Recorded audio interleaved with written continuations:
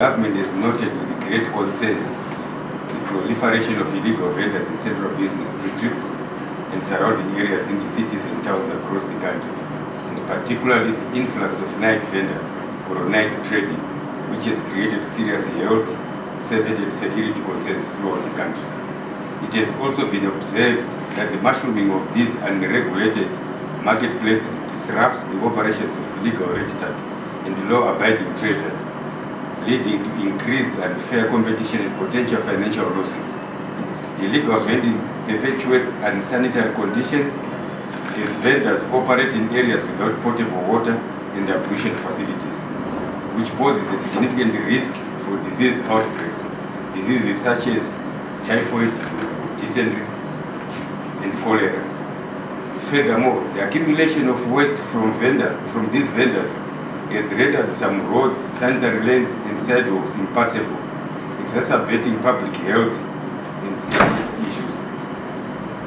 These vendors have got a tendency of hiding their waste in our drains, which is creating serious problems that when it's raining, our roads become flooded because of the drains are now blocked. Moreover, the proliferation of illegal vending has created a haven for criminal activities, including theft, robbery, drug dealing, posing a direct threat to safety of residents and visitors alike.